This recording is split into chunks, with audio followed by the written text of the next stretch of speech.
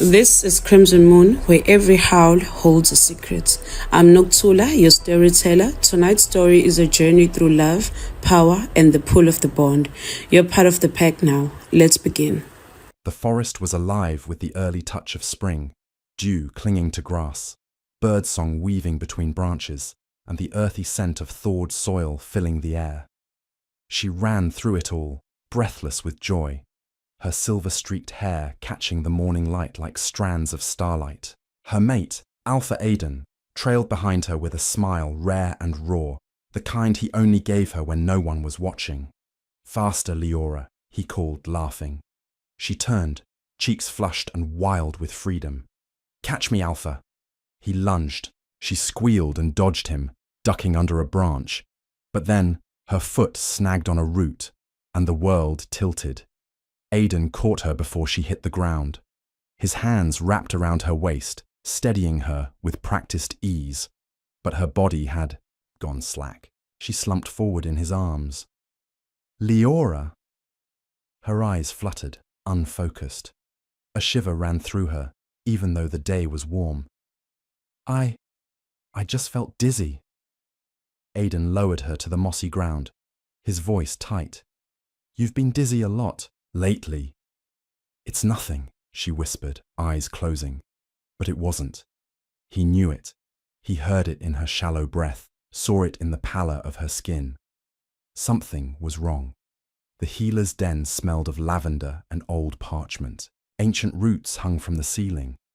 Dried herbs rustled in jars. And an old she-wolf with cloudy eyes pressed her fingers to Leora's pulse. Aiden stood behind his mate, arms crossed, jaw clenched. The silence stretched unbearably until the healer finally exhaled. "It is moonfire," she said softly. "A sickness of the spirit and the blood. It burns from the inside. No known remedy has ever cured it." Leora blinked. "How long?" The healer hesitated. "Months, maybe less." Aiden's voice was hoarse. "There has to be something, a ritual, a cure, I've seen this before, Alpha. It does not yield to begging or prayers." "I'm sorry." Leora reached for his hand. "Aiden!" He stepped back. "No," he said. "No. You're not dying." Her lips trembled, but she didn't cry. She only squeezed his hand and leaned her head against his chest. Aiden's heart pounded, beneath her ear, angry, desperate, and so full of love, it hurt. That night, the pack gathered around the fire, their mood subdued. Word of the illness had spread quickly, though no one dared speak it aloud. An old visiting elder named Irian sat beside the flames, puffing on a long-stemmed pipe carved from bone. He had once been the pack's lawkeeper before he wandered the sacred lands and returned with bones in his hair and stars in his eyes. Aiden approached him after the others had drifted away. "Irian," Aiden said, "you've walked farther than any of us. Have you ever heard of moonfire being healed?" The elder blew a stream of smoke into the sky. "No," he said, "but I've heard of a place where spirits listen." Aiden's brow furrowed. "There is a flower," Irian continued, "said to bloom only once every 10 winters, under the light of the blood moon, atop the temple of the last moon.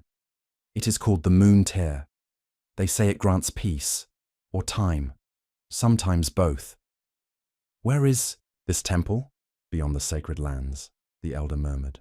"Through forests haunted by ancestors, across cliffs guarded by wind wolves, and into the forbidden peaks. No one who sought it ever returned." Aiden stared into the fire. He saw Leora's smile in the flames, the way her fingers curled into his chest as she slept. "I'll find it," he said. "You want to leave the territory?" Leora asked. Arms folded, eyebrows arched. Aiden paced the den, his voice low but urgent. "Not leave. Just go for a while. There's a chance, Leora. One the healers never offered." She sat down slowly. "You believe in a legend now?" "I believe in you. And I believe the moon tear is real." She studied him. His hair had grown long around his ears, his eyes sharper since the diagnosis. He looked like a man bracing for war. "And if we don't find it?" she asked. He knelt in front of her, placing her hand over his heart. "Then we will have walked our last moons together. But I will not watch you waste away in this den while there's still sky left to chase." Tears filled her eyes. "What about the pack? Your duties? You're their alpha. They'll survive, but I can't survive you dying without doing something." She pulled him into a tight embrace. "Then let's run." Their departure was quiet. Aiden left his second-in-command, Ryven, in charge. A capable male, level-headed and loyal. The pack assembled at dawn to watch their alpha leave, confusion and mourning in their eyes. But Leora looked radiant in the rising sun. Weak, yes, but glowing with a fierce kind of acceptance. Ryven stepped forward. "May the spirits guide you, Alpha, and bring her back whole." Aiden placed a firm hand on Ryven's shoulder. "Hold the territory. Keep the peace. Don't wait for word. We may not be able to send it." Ryven nodded. "You have my vow." They turned and walked into the misty woods, side by side, their fingers entwined. As they passed the border stones, Aiden paused. He removed the alpha pendant from around his neck, a braided leather cord with the tooth of a fallen warrior, and buried it beneath a sacred oak. "I am not alpha now," he said quietly. "I am only hers." Leora's eyes glistened. She leaned on him as they walked forward into the unknown, and the forest swallowed them whole. By the second day, the trees thickened around them. Aiden knew they had crossed into sacred wolfland, not by scent or sight, but by the stillness that met them like a held breath. The wind no longer rustled carelessly. The birds fell silent. It was as if the forest itself watched. "Is this where the spirits walk?" Leora asked. Her voice hushed. Aiden nodded. "We should mark our passage." He stopped near a circle of standing stones, moss-covered and tall as him, arranged in a crescent. With a blade, he made a shallow cut on his palm and pressed it against the nearest stone. A soft pulse passed through it, like the echo of a heartbeat. Leora touched the stone too, her fingers delicate. "It's warm. They say these stones remember every wolf who's passed through." Aiden turned to her. "If we don't make it back, they'll know we were here." She held his gaze. "Then let's make it count." They continued walking, hand in hand, each step pushing them deeper into the old world, where human cities had long been forgotten, and only wolves whispered of gods. The rain came suddenly, cold and hard, drumming against the canopy until it broke through in chilling sheets. Aiden searched for shelter, cursing himself for not finding cover earlier. "There," Leora pointed weakly to a rock outcrop near the base of a hill. Her voice trembled. By the time he guided her beneath it, her skin was ice cold and her breathing shallow. "Stay with me," he said, stripping off his cloak and wrapping it around her. He started a fire with shaking hands, fumbling dry tinder from a pouch he'd sealed in wax. Sparks caught, then flames rose, orange and desperate. Leora curled beside him, shivering. Don't blame yourself. You're freezing," he growled. "This shouldn't have happened." Her fingers found his. "It's not your fault, Aiden." He didn't speak. He just held her tighter. Later, as the fire crackled low, she murmured, "Remember our first winter together?"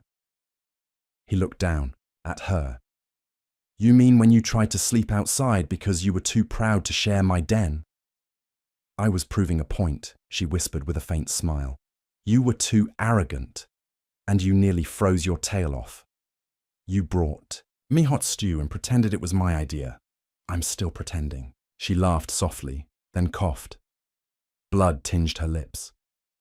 Aiden's hand tightened. "We'll find it," he whispered. "I swear we will." The next day, Leora walked only a few miles before her knees buckled. Aiden caught her, lifted her into his arms without a word, and kept going. She rested her cheek against his chest. I hate this, she murmured. I don't mind carrying you. No, not that. I hate that you're watching me fall apart. He stopped walking and looked down. At her. Do you want me to turn away? No. Then let me carry you. The path ahead narrowed between twisted trees. The sun filtered in, casting golden shafts across the moss. To distract her, Aidan spoke. Do you remember how we met? She smiled. You tried to fight my brother. He challenged me. You insulted his hunting skills. I said he aimed like a squirrel, which was true. She laughed again, softer this time. He chased you halfway across the glen. And you stopped him, Aidan added, lips twitching. I did, because I thought you were pretty. He raised an eyebrow. Pretty? At the time, before you started brooding all the time. I don't brood. She gave him a look. He sighed. Fine. Maybe I do. The light caught in her hair. Silver, strands shimmering. He pressed a kiss to her forehead. You're still the strongest wolf I've ever met, he whispered. I used to be. You still are. By dusk, they reached the outer boundary of the old rogue territories. Aidan knew the signs. Scorched bark, broken bones left as warning, scents of wolves without loyalty. We'll need to pass through quickly, he told. Her. I can shift if I have to, Leora said. You barely stood this morning. I still have claws. They set up a small camp near a stream, keeping the fire low. Aidan sat with his back against a tree, watching the shadows. Leora rested in the blankets, her eyes half-lidded. Then the growl came. 3 wolves appeared. From the trees, their fur mangy and eyes gleaming yellow. You crossed our land, one said. A male, younger than Aidan, but with a scarred snout and twitching ears. We're passing through, Aidan replied evenly. No threat to your pack. You carry strength, a she-wolf on your back. I say we take her. Aidan stood, slow and controlled. Try. The lead rogue lunged. Aidan moved faster. They collided in a flash of claws and teeth. The second rogue circled Leora, but she bared her fangs, eyes glowing with fury. She shifted, though weakly, halfway between forms, just enough to land a vicious bite to the rogue's leg. Aidan slammed, the first wolf to the ground, muzzle to his throat. Leave, he growled, or die here. They fled. When it was over, Aidan helped Leora lie back down. You shifted, he said, wiping blood from her lips. I couldn't let them touch me. He kissed her forehead. You never let anyone take what's yours. That night, they camped, near a shallow lake, stars glittering above like the eyes of the ancestors. Leora lay on a bed of moss, too weak to sit, but her face was peaceful. I thought you might die today, Aidan admitted. I didn't. You fought. I always will. He lay beside her, arms around her, and they watched the stars together. What if we don't find it in time? She asked. He was quiet for a moment. Then he said, Then I will have walked every step with you, and that will be enough. She closed her eyes. Do you think the moon tear is real? I have to believe it is. Not because you want to save me, but because you believe something in this world still answers when we call. He pressed his lips to her temple. Yes, Leora opened her eyes again. Then I'll believe too. Above them, a star streaked across the sky. Neither of them spoke. They only held each other, the scent of pine and ash in the air, their hearts beating together like a fading drum. The forest changed. As they passed the third crescent-shaped ridge, Aidan felt it, the hush in the air, the way even birds dared, not sing. Towering pine trees surrounded them, bark dark as ash, their needles whispering in a language older than words. They'd entered the whispering pines, where legend said the voices of the dead were carried on the wind. Leora paused, swaying slightly. Do you hear them? Aidan turned to her. What do they say? They don't speak in words. It's more feeling. He helped her sit on a moss-covered log. The air was thick, almost reverent. Each step forward felt like trespass. Irian, said this forest judges travelers, Aidan murmured, scanning the trees. Tests their hearts. Then mine may not last long. He knelt before her, brushing back her hair. Don't say that. You need to be prepared. No, he said sharply. I will not prepare for losing you. That's not why we came here. Her gaze softened. Then stay close. I don't want to face the dead alone. They made camp near a pool of still water ringed by black stones. At its edge, Aidan found a spiral carved into a fallen trunk, a symbol of the old spirits. That night, the wind rose. Not howled, rose. It carried voices, gentle and ghostly, weaving through their dreams. Aidan's breath caught as he opened his eyes in darkness and found himself alone. The fire had gone out. The forest shimmered silver blue around him. Leora, he called. No answer. He stood, heart hammering. But then he saw her, across the clearing, standing barefoot beneath a tree, her eyes unfocused. He rushed to her. Leora! She didn't look at him. Aidan, she whispered. They're showing me. The moment I broke you. He froze. What? I'm seeing the day I left. Aidan's throat tightened. It had been during a rough season. She'd been sick before, then recovered and panicked, convinced she was dragging him down, stealing his future. She had left the pack, disappearing for 2 moons before he found her half-starved, curled up in a cave. I thought I was saving you, she said, tears on her cheeks. But I only proved I didn't trust your love. Aidan took her face in, his hands. You were scared. You were trying to protect me, and I failed. No, he said. We survived it. We came back from it. This, us, what we are now, it was forged from that. She leaned into him, sobbing. Around them, the forest quieted. The pines no longer whispered. You passed, he told her softly. You faced it. And I'm still here. They continued walking the next morning, the air lighter now, but Aidan couldn't shake the feeling of being watched. Every time he turned, the forest looked the same, but the silence was heavy, like breath held too long. Leora's steps grew slower. Rest, Aidan said, guiding her to a stump. She touched her temples. I can feel something watching. I know. And then it stepped into the clearing. A wolf, silver and black, translucent as moonlight, stood across from them. It wasn't flesh, it was spirit. Aidan rose slowly. You guard this land. The spirit wolf didn't respond. It only stared at Leora, her lips parted. Do you know what's killing me? The spirit tilted its head. The trees stirred behind it. You are dying, it said finally, in a voice like wind through bone. But not only in the body. The soul is fraying. Aidan stepped closer. Is there a cure? The spirit looked at him. There is an end. That is all. What matters is how you walk toward it. Then why are we here? Aidan demanded. Why let us pass if there's no hope? The spirit turned away. Hope is the lantern, not the path. And it vanished.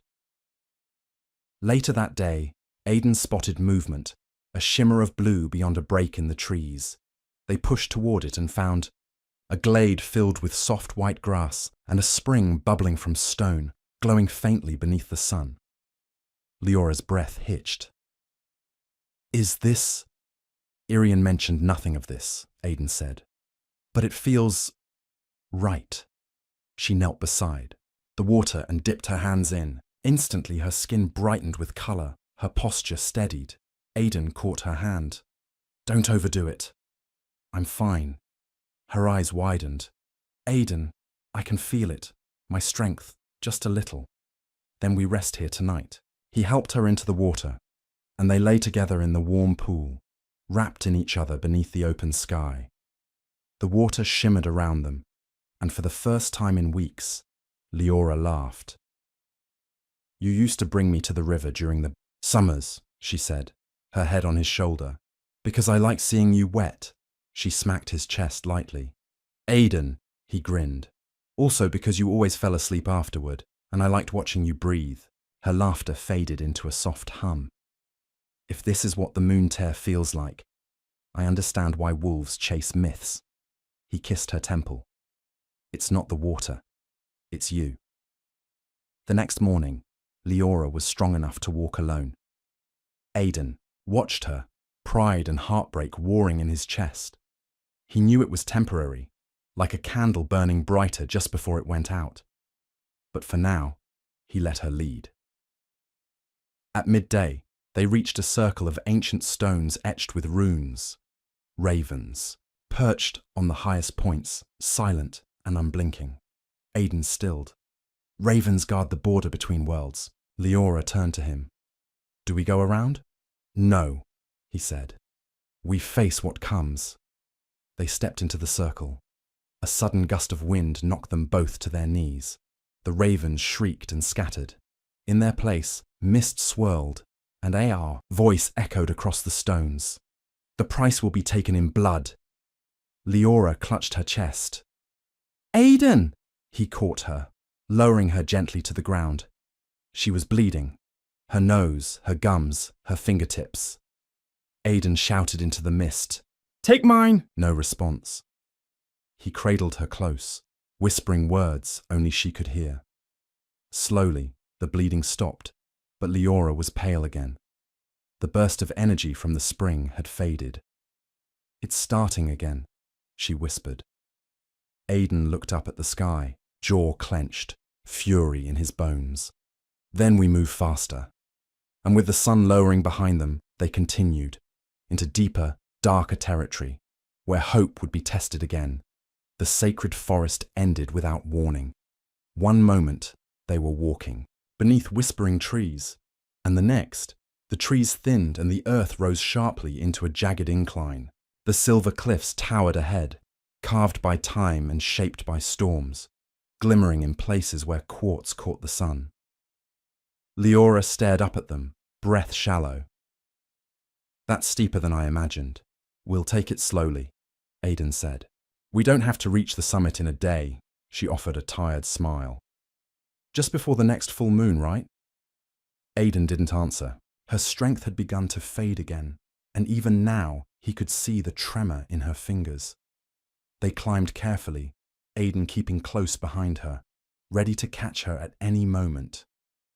The wind up here was sharp and carried a bite, and the path often narrowed to a ledge no wider than a paw print. Every step was a risk, but they pressed on. Midway through the day, Leora's knees buckled. Aiden caught her just before she hit stone. He lowered her gently to the rock and cradled her against him. I'm sorry, she whispered. You don't get to apologize for your body failing, he said, voice tight. That's not weakness, that's reality, and I'm here for it. She looked up at him, her eyes tired and full of love. Then let me rest for a moment, just here, with you. And for a while, they sat wrapped in silence. The world spread out far below them, green and endless. They set up camp in a hollow beneath a cliff shelf, surrounded by rocks that shielded them from the biting wind. Aiden barely slept. Something about the air felt wrong, charged, watching. Just before dawn, he heard it. A howl, not of pain or fury, but something ancient, low and mournful. He stood instantly, alert. Leora stirred. Aiden! Stay here, he murmured, grabbing his blade. But it was too late. Shapes emerged through the fog. Massive wolves, their fur grey-white like snow, eyes glowing with pale light. Wind wolves. He'd heard of them in stories, guardians of the cliffs, neither fully spirit nor flesh. And yet they stood before him now, silent and still. One stepped forward. Its voice was in his mind. You walk toward a path that will not save her. Aiden stood tall. Then it's my right to try. Many come seeking miracles. Most leave with bones. She's not just anyone, he said. She's mine. The wind-wolf lowered its head. Prove it. Suddenly, a wind gusted so strong it knocked Aiden to one knee. Behind him, Leora cried out. One of the wolves had approached her, teeth bared. No! Aiden lunged forward, slamming into the creature's side, roaring in both human and wolf form as he shifted mid-motion. He fought tooth and claw, fury exploding in his chest. He didn't stop until the wolf faded into mist. The rest backed away. The leader met his gaze one last time. You have chosen pain over peace. That is love. Then they vanished. Aiden's arms were slashed. Deep, raw gashes streaked across his chest and ribs, though none fatal. Leora tore strips of cloth from her travel cloak and cleaned him with snowmelt water, her hands shaking. I told you not to pick fights with legends, she said through clenched teeth. He winced, but managed a smirk. He started it. She finished binding the worst wound, then sat back and exhaled hard. Her face was pale, far more than before. You're weaker, he said quietly, since last night. It's the altitude, she lied. He didn't challenge it. They remained there another day, waiting for his wounds to begin sealing. During that time, Leora slipped into sleep more often, waking in confusion, speaking to people who weren't there. Aiden held her every time she woke, anchoring her to reality. Do you remember, she whispered one night, the first time I asked, you to stay? You mean when I carried you through a blizzard, because you got drunk on elderberry wine? She chuckled weakly. Yes, I thought I'd die from embarrassment. I was already in love with you, he said. That was the moment I knew. She leaned her head on his chest. You always made me feel safe, even when I hated needing it. And you've always made me feel human, he whispered, even when I forgot how to be. They reached the summit on the 5th day of climbing. At the top, the world stretched out in every direction, the horizon curving slightly beneath the endless sky. Snow blanketed the ground, though the sun shone clear and bright. In the center of the summit sat a pool of water, frozen over with a glassy sheen. Beneath the ice, Aiden could see something glowing, pale blue light shaped like a tear. Leora's breath caught. That's... No, Aiden said, kneeling beside the ice. That's not the moon tear. He could feel it. This was something else, something older. Still, the light drew Leora forward. She knelt and touched the ice. Instantly she gasped and fell backward. Aiden caught her. She blinked, tears streaking her face. I saw my mother. She smiled. She said she's waiting. For me, Aiden held her tighter. Not yet, not yet. The light below the ice dimmed. Aiden looked out across the range. Beyond the cliffs, nestled in a crescent valley far to the east, rose a shimmering range of peaks bathed in mist. The Forbidden Peaks, he said quietly. Leora followed his gaze. We keep going, she whispered, and he nodded. Descending the far side of the silver cliffs was twice as hard. The path was narrow, worn smooth by time, and flanked by steep drops on either side. Aiden carried Leora for most of it, even when she protested. If I fall, I'll take you with me, she murmured against his chest. I'd go with you anyway, he replied.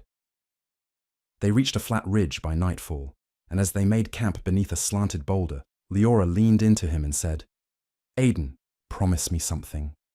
Anything. If I don't make it, you will. If I don't, she said again, firmer this time. Promise me you won't follow. He looked at her sharply. I mean it, she said. Don't make your grief a grave.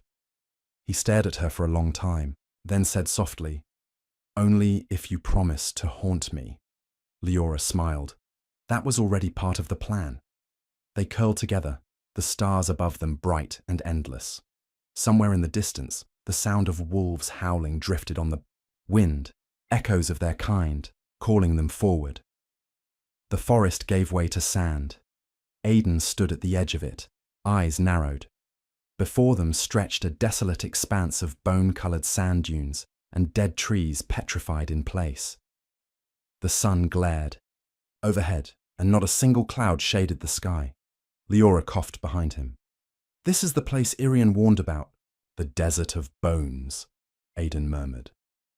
According to lore, it was once the graveyard of ancient wolves, those cursed by the gods or sacrificed in blood rites long forgotten. The land had never forgiven the living. He lifted Leora into his arms. She no longer argued. She barely had the strength to keep her head against his chest. They entered the desert in silence, the sand shifting underfoot like ash. Around them, wolf bones jutted out from dunes, half buried, sun-bleached. The skulls looked like they were watching. After hours, Aidan spotted a crumbling structure ahead, a half-buried stone arch. He set her down in the shade. Her lips were cracked. Her skin was too hot. "Drink," he whispered, pouring the last of their water into her mouth. "I'm slowing us down. You're the reason I keep going," she smiled faintly. "Tell me something beautiful." Aidan looked around the dead desert and then back at her. You're still here." By nightfall, the temperature plummeted. Aidan lit a fire using old bones and dry roots. Leora curled in his lap, wrapped in both cloaks. She barely moved. A figure approached just before midnight, slow, limping, almost dragging itself. Aidan stood at once, claws half shifted, ready to defend, but the wolf that appeared was older than time. Its eyes were white with blindness. Its fur was wiry and smoke-grey. Scars covered its body. It sat across from the fire, uninvited, but unafraid. "You seek what cannot be given," the wolf said, voice like dry stone. "And she seeks what must be earned." Aidan didn't move. "You're the oracle." "I have been called that." The old wolf tilted its head. "She is dying." "I know." "Why do you fight it?" Aidan's voice cracked. "Because I love her." The oracle's eyes turned to Leora. "Do you wish to be saved, child?" Leora opened, her eyes slowly. "Yes." "Then walk with me." Aidan started to object, but Leora touched his wrist. "I want to." He helped her stand, and they followed the oracle into the dunes. The wolf led them to a circle of standing stones. Inside, the wind stopped. The oracle turned to them. "You may ask one question each, one truth." Aidan looked at Leora. She nodded. He stepped forward. "Is there truly a cure?" The oracle's lips curled in something like pity. "No." Leora stepped forward next. Her voice was steady. "Then what do I need to do?" The oracle nodded slowly. "Prepare your soul. For the moon, tear does not heal the body. It only eases the pain." Aidan turned away, fists clenched, but Leora looked calm. "Then we keep going." That night, Aidan couldn't sleep. He sat watching. The fire burned low, watching Leora's chest rise and fall in shallow movements. Her colour had drained. Her bones were sharper beneath her skin. Then she stirred. "Aidan," she whispered. He moved to her side instantly. "I had a dream." "No, not a dream. A vision." He stroked her hair. "Tell me." There was a tree, made of silver, growing on a mountaintop. Beneath it, a pool. The water glowed like moonlight. He froze. "I think that's where the moon tear is. Not a flower, but a place." Aidan's throat tightened. "You saw this?" She nodded slowly. "And my mother was there. She said, 'Not all love is meant to heal. Some is meant to carry.'" He pulled her close. "I'll carry you the rest of the way. I swear it." "I know." They sat in silence, hearts beating against the inevitable, wrapped in a love that already knew it was running out of time. The next day, they found a cave carved into the rocks at the edge of the desert. Inside, the walls were painted in ochre, old symbols, wolves dancing beneath moons, lovers entwined in starlight. Aiden laid Leora down, brushing sweat from her brow. She was slipping again. Aiden, she whispered, voice barely audible. Can you tell me about our mating ceremony? I can't remember all of it. He smiled sadly. How could you forget? You wore that wildflower crown and threatened to shift mid-vows just to scare the elders. I remember that part. She chuckled weakly. But not your words. Aiden took her hand in both of his. I said, you are my moon when my soul is night. You are the storm that calms me, the wild that makes me whole. I vow myself not as alpha, but as man, beast, and breath, until the last moon rises. Tears slipped from the corners of her eyes. I should have written that down. It's written here, he said, placing her hand over his heart. She pressed her lips to his palm. Thank you for taking me this far. We're not done yet, he said. Not until that last moon. They left the cave before dawn, following the path from Leora's vision. It led them to the edge of the world, where the land dropped suddenly into a valley shrouded in silver mist. Crescent Ridge, and in the distance, rising above all else, was a single silvery tree glowing faintly against the dawn. Aiden felt it in his bones. The moon tear, but Leora collapsed before they could descend. He caught her, lowering her gently to the grass. Her breath rattled in her chest. No, he whispered. Not here. We're too close. Her eyes fluttered open. Then go. Bring me water from the pool. If I can't walk to it, maybe it can come to me. Aiden hesitated. Please, she whispered. He kissed her forehead and ran, faster than he'd ever run, leaping over rocks, sliding down gravel, the mist clinging to him. The tree grew closer. The pool below it shimmered. He knelt, cupped his hands, and gathered water glowing with lunar light. As he turned, a whisper danced in the air. Love like this does not die. It becomes legend. Aiden sprinted back to her. Leora lay still, her skin pale, her chest barely rising. He cradled her head and touched the water to her lips. Her eyes opened slowly, just for a moment, just long enough to smile. You found it, she breathed. Aiden nodded, tears falling silently. I did. She closed her eyes again, and for the first time since they left the pack, she looked at peace. Leora slept for hours after drinking from the Moon Tears pool. Aiden kept her in his arms the entire time, resting against a rock beneath the silvery tree, his gaze never leaving her face. Her colour had returned slightly, not life, but clarity, like the way a flame flares once before going out. She stirred at last. I thought I'd died. Aiden smiled faintly. Not yet. I wouldn't let you.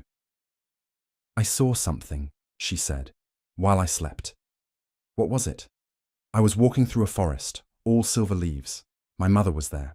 And someone else. She frowned, confused. A child. A girl. She looked like me. Aiden's breath caught. She called me Mama.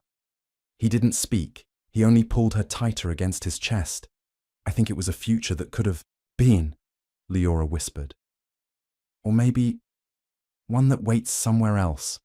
Aiden's voice cracked. We were supposed to have that future. I know, she said softly. But even this, even now, is a kind of forever. He kissed her hair, held her closer, and whispered, I would have named her Aylin. Leora smiled. Aylin, moonlight. The descent from Crescent Ridge was slow. Aiden carried her again, more gently than ever, as if one jostled step might unravel the thread keeping her soul tied to this world. She no longer argued. Her strength was fading, hour by hour. The trail wound through glowing meadows and past the ruins of old temples swallowed by earth and moss. It was beautiful, but it felt like walking through a dream. Aiden stopped at a small waterfall to let Leora drink. She touched the water and said, If you leave me here, my spirit will stay. You're not staying, he said. She smiled faintly. Aiden, you know. He shook his head, jaw clenched. She leaned her head back to look at him. It's okay. I'm not afraid anymore. I still am. She reached for his face. You've been strong enough for both of us. It's okay if you break after. He kissed her knuckles. I don't know how to break without falling apart. Then don't fall. Just float. For a while, Aiden rested his forehead against hers and whispered, I love you. She closed her eyes. I'll carry that with me. They came upon an ancient burial site, bones laid in perfect spirals surrounded by carved stones. Aiden stopped, suddenly tense. Leora stirred. What is this place? A graveyard, he said. For alphas. He recognized the runes, the resting place of those who had given their lives in sacrifice. This was where leaders came to die when their time had come, so that the land would remember them. He lowered her to sit beside one of the stones. Leora rested her head back. Would they let me stay here? They would honor you. She looked around at the bones. Funny, I always thought I'd be buried beneath the elder tree. But this feels right. Aiden knelt beside her. Don't talk like that. I want to, she said gently. I need to. Aiden didn't speak, so Leora continued. I want you to bury me somewhere high, where the moon touches the ground, not with the others, just where you can find me when you run again. Aiden's eyes stung. I'll come back every full moon, and I'll wait. She rested her hand on his. I don't want the pack to mourn me with silence. Make them howl, loud. Let them remember love was here.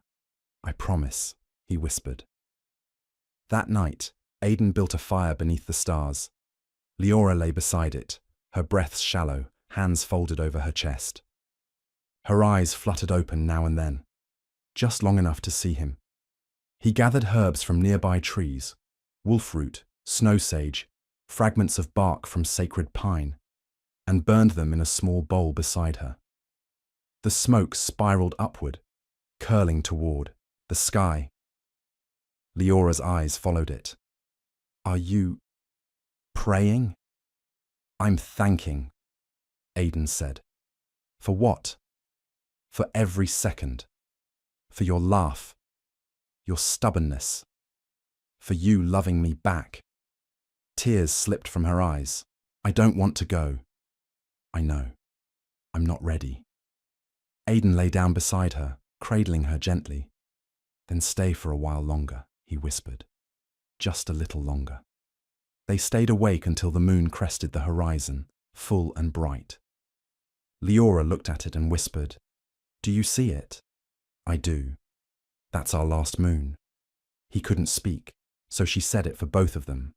Until the last moon rises. She passed just before dawn. Her breath slowed until it faded. Her fingers curled gently in his. Her lips parted in the faintest smile.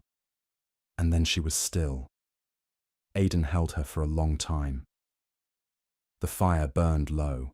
The sky turned gold with morning. He did not scream. He did not weep. Not yet. He shifted instead. For the first time since leaving the pack, Aiden shifted into his wolf form. Not as alpha, but as a mate. His black coat shimmered with dew. His eyes were wild. He ran through meadows, over ridges, between trees that had not been touched in generations. He ran for her, and when he returned, he built her resting place with his own hands. At the top of a cliff, beneath the moon tear tree, where the light never faded and the wind always sang. He marked the stone. Leora. Loved. Remembered. Eternal. And that night, the wolves howled across the sacred lands. Not for death, but for the love that had lived. Aiden descended the sacred lands alone. His wolf form ran for days, never stopping. Not for rest, not for food, not even when his body begged. He ran until the air changed, until the trees turned familiar, until the grass was the color of memory. And then he walked. He crossed the border of his packlands in human form, dirty, blood-stained, and hollow-eyed. The guards recognized him immediately, but none spoke. They didn't need to. Word traveled before his shadow even reached the heart of the village. By the time Aidan arrived at the stone circle where his pack awaited, the silence was complete. Irian stood there, the old healer who had once told them no cure existed. His eyes were wet, his hands folded over his chest. No one asked where Leora was. No one needed to. Aidan raised his eyes and said, voice low but clear, "She saw the moon tear." She smiled when she left. Then he howled. The pack joined him, not in sorrow, but in reverence. Their alpha had returned, but the heart of the pack was gone. Aidan returned to their den 2 nights later. It was still as she'd left it. Every blanket hand-woven, every flower dried and hung, every shelf precisely ordered. Leora had always had a quiet magic about making things feel like home. Even now, the air carried her. Lavender, sage, and soft leather. He stood in the center of the room, unmoving. His eyes fell on the robe she used to wear on cold mornings. It still hung beside the door. Aidan reached for it slowly, fingers trembling. Then he sank to the floor, clutching it to his chest. It was the first time he cried. Hours passed. The fire burned low. The scent of her faded as he lay there, curled, beside the hearth. Later, Irian came. He didn't speak, only brought hot tea and a bowl of broth. He left them by the door. Aidan didn't touch them, but he whispered. She wanted the pack to howl for her, not weep. Irian's voice came gently from the doorway. You're allowed to do both, Aidan. You're still breathing. 3 weeks. Later, on a windless morning, Aidan stood outside the training ring watching the pups spar. He hadn't spoken much since returning, but he watched everything, every fight, every mistake, every instinct. His silence was no longer grief. It had become something sacred. That morning, a young wolf, barely shifted, fell during a run and scraped her paw. She sat there, trembling, blinking back tears. Aidan stepped forward. The pup flinched at first but didn't run. He knelt beside her and inspected the wound. You'll scar, he said. She nodded. That's good. Scars remind you of what didn't break you. She looked up at him. I heard your mate died. She did. Will you mate again? Aidan's throat worked before he answered. No, I already found the moon. The girl tilted her head. Was she strong? The strongest. Can I be like her? Aidan smiled faintly. You already... Ah. He helped her to her feet. And the pack, watching from afar, exhaled quietly. Their alpha was still mourning, but he had not disappeared. The next full moon marked the beginning of the remembrance rites, an ancient tradition to honor the dead. This time, the circle was lit by silver flames, and the air was thick with smoke and windsong. Aidan stood before the pack, dressed not in robes, but in the armor Leora had once sewn with her own hands. She asked me for one thing before she died, he told them. Not to bury her in silence, not to mourn in quiet. He looked around the circle, eyes meeting every wolf, elders, pups, warriors, healers. She wanted us to howl. So they did. The night rang with voices, with rage and grief and joy and love, all wrapped into the aching song of wolves remembering, one of their own. Aidan didn't cry, but he howled louder than any of them. Later, when the fire died, he sat alone at the edge of the forest. Irian joined him, offering a carved wooden amulet. What is it? Aidan asked. A calling charm, the healer said. For her spirit, if she wants to return. Aidan stared at it in his palm. You think she will? I think love-like, that never stays gone forever. Aidan nodded and slipped the charm around his neck. In the early spring, Aidan found a journal hidden beneath the bed. It was wrapped in soft leather, tied with string. Leora's handwriting filled every page, some shaky, some strong. Thoughts, memories, letters she'd never sent. The last entry was short. If you're reading this, I've gone ahead. I'm not sorry, not about any of it, not about how hard it was, not about the days we spent chasing a miracle. I would do it all again, for you, because you were worth the end. Remember me under the tree, where the last moon rose. Layden traced the page with his thumb. He didn't cry. He smiled, and he placed the journal on their altar, next to a dried sprig of lavender and a carving of the moon tear tree. Later that day, the young she-wolf who had fallen weeks ago brought Aidan a new flower she'd picked. I found it near the cliffs, she said. It reminded me of her. Aidan took it gently. It's perfect. He placed it on the altar, beside the journal. And for the first time in moons, the den felt a little like home again. Aidan stood again at the base of Crescent Ridge, the wind colder now than it had been the last time he came. It had been nearly 2 moons since Leora's death, but time didn't feel like it had moved forward. It had only spread out, wide and weightless. He took the climb slowly. This time, he wasn't running from death or toward hope. He was coming home. When he reached the summit, the moon tear tree was exactly as he remembered. Silver branches, roots etched into stone, and the pool still glowing faintly beneath its leaves. Leora's grave rested just beneath the tree, marked by the stone he'd carved himself. The wildflowers had grown around it. Birds nested in its shade. Aidan knelt beside it and took a long breath. I thought it would break me, he said softly, but I'm still standing. He reached into his satchel and took out a smooth black stone with a rune carved in the center. I brought this from the Packlands. It's a symbol of guidance. I promised them I'd bring your spirit something from home. He placed it beside the grave, next to the sprig of lavender from their den. Then he whispered, I'm not here to mourn anymore, Leora. I'm here to remember. Aidan stayed beneath the moon tear tree for 3 days. He walked the cliff edges, listening to the wind. He followed the paths Leora had once described, where she'd seen visions, where her soul had felt light. He gathered seeds from wild herbs and bark from sacred trees. Each day he sat beside her grave and spoke out loud. On the second night, he said, I want to build something, not for me, for them. He thought of the pups back in the pack, young, wild, unsure. He thought of the orphans, the old warriors with no mates, the lost wolves who didn't belong anywhere, and he thought of Leora's greatest gift, the ability to make anyone feel seen.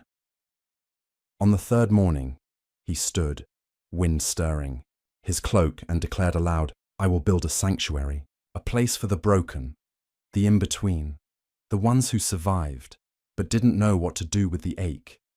He would call it Moon's Rest, and it would be built with her spirit in every stone. Aidan returned to the village with purpose in his step. He called a gathering.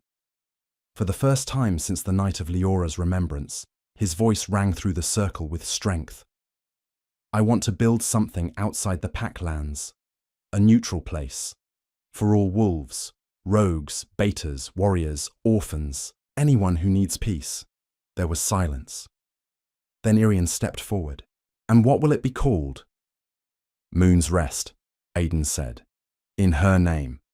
A few murmurs rose, a few hesitant nods. Then the young she-wolf Aidan had helped weeks before. Her name was Gnarly, he learned, stood beside him. I'll help. Then, another stepped forward, and another. And by nightfall, Aidan had a team of 15 volunteers.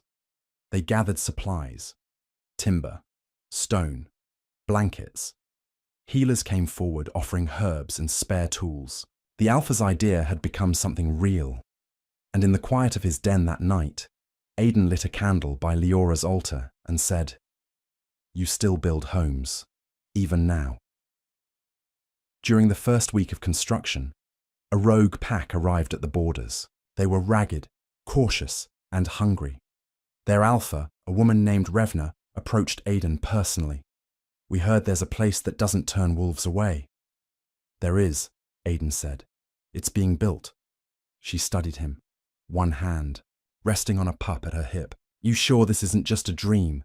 He looked down at the child. A girl with dark eyes and silver streaks in her hair. Aidan knelt. "What's your name?" The girl peered up at him. "Aylin." His heart stuttered. "Did you say Aylin?" Revna nodded. Her father named her before the fever took him. Said it meant moonlight. Aidan looked back at the child. She blinked at him, curious but unafraid. He smiled. "Then you're the first wolf of Moon's Rest, little one." He let them in. Revna, the pup, and 4 others. They pitched tents near the old oak grove. Aidan made sure Aylin got the warmest, bedroll. And that night, he stood beneath the stars and whispered, "I see your signs, Leora, every day." On the 5th morning of spring, Aidan laid the first stone. It was black granite, carved with Leora's name, placed at the center of the sanctuary's foundation. He stood back and looked at the circle they were shaping.